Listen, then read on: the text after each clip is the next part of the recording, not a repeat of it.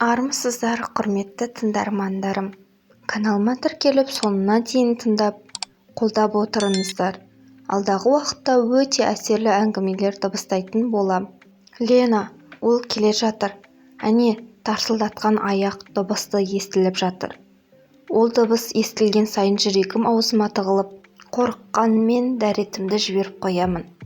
Балалар үйі, қанша есейіп кетсем де бұл жердегі азабым көлеңке секілді. Біраз жылдан бері ізімнен қалмады. Тура қорқынышты түс көріп, сол түсімнен әлі күнге дейін арыла алмадым. Балалар үйіне әр бала жасына қарай группаға бөлінеді. Біз сияқты кішкентай жастағы группа болсын, тіпті ересектер группасы болсын, бәрін ұрып жазалайтын еді.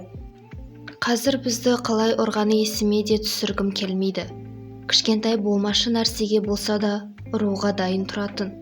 Жә, ұрып қана қойса бір жөн, унижать етіп тұрған оған кәдімгідей ләззат алып келетіндей сияқты. Морально болсын, физически болсын, бәріміз қорқып тығылатын тесік іздейміз. Лена келе жатыр дегенде көзіне көрінбеуге тырысып, әттең мені көрмесе екен деп іштей тілеген күндеріміз көп болды. Ол жауыздың көзіне көрінсең бітті дей бер. Еш жазықсыз жоқ дегенде бір удар аласын. Оның көзіне жай көрінгенін үшін таяқ жеме кетпейсін. Өзінен бәрі қорқатынын ол білетін. Сол үшін өзін биік мәртебе санайды. Кішкентай топтағы балалардың өздері кәдімгідей дірілдеп, дәреттерін жіберіп қояды. Лена болса бұл қылықтарын көріп, өзінен қорқып тұрған немесе дірілдеп тұрған баланы көрсе, қуанып күліп мәз болады. Смотри, как боится деп өз-өзіне риза болады. Ленаның қатыгездігін енді түсінгендеймін. Ол кездері бала болғандықтан ештеңе білмедік. Кейіннен ғой ондай адамдарды маньяк ауытқуы бар адамдар дейді екен. Лена деген кім дейсіздер ғой, а? Лена балалар үйіне 8 жасында келген орыс қыз. Бала кезінде өте қатыгездікпен тәрбиеленген, көзі көк, орыс фашисі сияқты. Басында басқа балалар сияқты тұйық, ешкіммен шаруасы жоқ бала болды. Сәл үйренісіп, еркінси түскен ол өзі көрген қорлығы мен азабын бізге де жаса бастады. Жыл өткен сайын оның ісі, қылығы көбейе түсті. Өзінен бәрінің қорыққанын қалайды. Тәрбиешілерге бәрібір. Балалар жыламаса болды. Олар да Ленаны біліп алған. Кішкене бағынбай жатсан, қазір Ленаны шақырамын деп қорқытып қояды. Бұлай айтқанда Лена олардың қол шоқпары, пас деп қабағын итке бұйрық бергендей бұйырса болғаны. Лена бізді итше талап тастайды. Комиссия тексерсе де балалар арасында келіспеушіліктен болған деп тәрбиешілер ақталып шыға келеді. Солай тәрбиешілер судан ақ сүттен таза. Тәрбиешілердің қол шоқпары болған Лена құтырмағанда кім құтырады? Сосын ғой аяғын кеңге басып, ұрғысы келгенде ұрып, соққысы келгенде допша соғып қалағанын жасайды. Бұл сорлы. Кейде ойлап қоямын, неге балалар үйінде сонша қатыгездік басым? Өзіміз анасыз өмір сүріп жүрегіміз жараламыз. Пана болған балалар үйіне жылулық іздеп келгенімізді қайтейін? Тек жататын жерің бар, қарныңа бірдеңе барады демесең. Есімізді білетін шақта спонсорлар келетін. Көбіне айт, ораза айларында өте көп келеді. Ең дәмді тағамдар, тәттілерін алып келгенде қаншалықты қуанатынымызды жеткізе алмаймын. Құдды таусылмайтын байлық секілді. Оразайы бітпесе екен деп кәдімгідей тілейтін едік. Жүрегі кең, мейірімді аға әпкелер арқаланып келеді. Бізді әр біреумізді алдарына отырғызып, құшақтап, ойнатып, сәлде болсалы жылулығын береді. Сол біздің бақытты сәтіміз болатын. Ешкім ұрмайды, ешкім шымшымайды, ешкім шаншыңнан, құлағыңнан тартпайды. Бір сәтке алаңсыз балалық шақтың дәмін татқандай боламыз. Бір қолында тәтті сусын, екінші қолында өмірі жеуді армандайтын шоколадтар. Түрлі тәттінің қайсын жеріңді білмей қаласын. Қайырымдылық жасайтын ағапкелер біздің асығып, жегенімізді көріп, жаным-ау, балам асықпай же, бұның бәрін біз сендерге жесін деп әкелдік, деп басымыздан, бетімізден сипап түсіндіріп айтады. Біз сонда да қоймаймыз тез жегенімізді. Әттең ол кісілер қайдан білсін? Ол кісілердің көздерінше жегенімізді жеп үлгереміз. ал олар кеткенде барлығы түс сияқты аяқталады.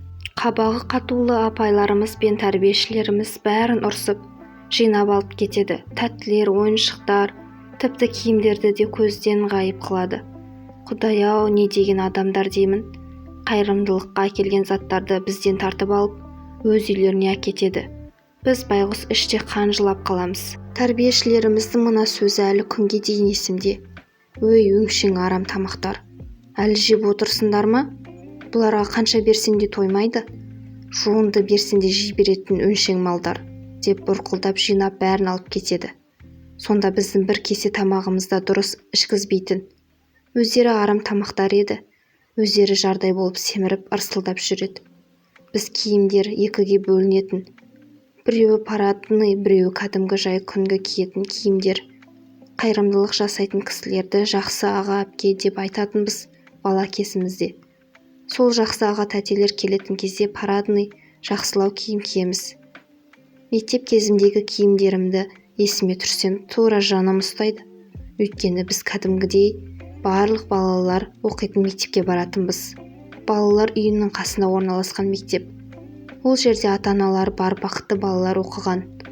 Сол мектепке барған кезде ғана басқа балалардың ата-аналары бар екенін білген болатынбыз. Әлемде барлық балалардың ата-аналары жоқ деп ойлайтынбыз. Барлық балалар біз сияқты өмір сүреді деп ойлайтынбыз. Сөйтсе біздің жетім деген статусымыз бар екен.